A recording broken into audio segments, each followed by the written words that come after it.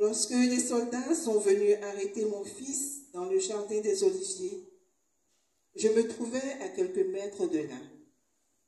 J'étais assise près du feu que les apôtres avaient fait afin de réchauffer notre repas.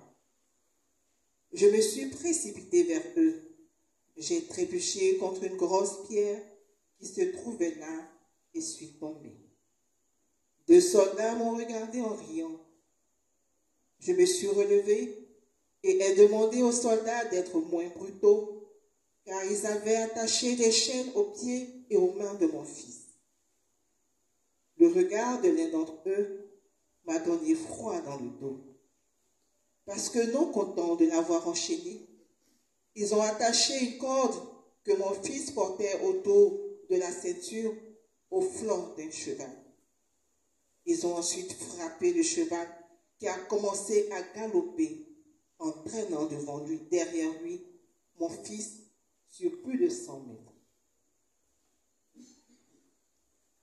Jésus est attaché avec des cordes et des chaînes. Marie ressent en elle une douleur poignante.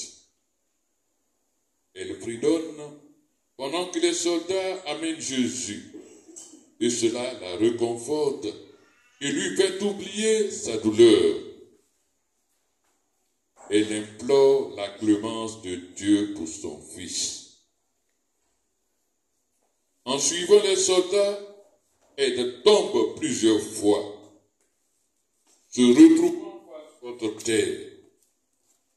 Elle souffre en silence. Cependant, elle sanglote lorsqu'elle voit qu'on roule son fils de coups de pied et de coups de poing. Elle en ressent les mêmes douleurs aux mêmes endroits et au même moment. À tous ceux ou toutes celles qui sont attachés par les cordes du mal et voudraient lutter pour s'en défaire, Marie leur dit: Petits enfants, en tant que mère, je rassasie ceux qui ont faim, je console ceux qui pleurent, je cache ceux qui sont persécutés et je mène à Jésus ceux qui ont le cœur pur.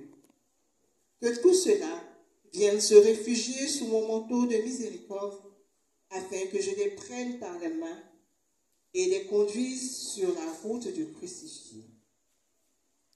De même, Jésus arrêté nous donne ce conseil.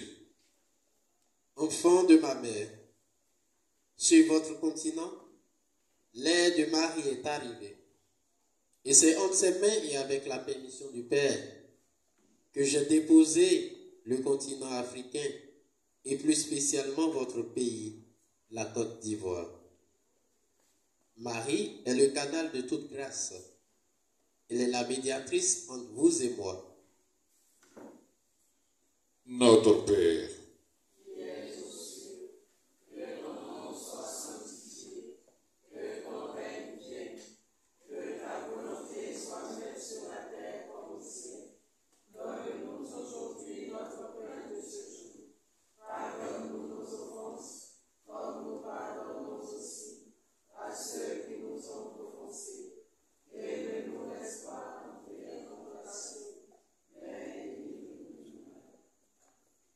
prends pitié de nous, Seigneur.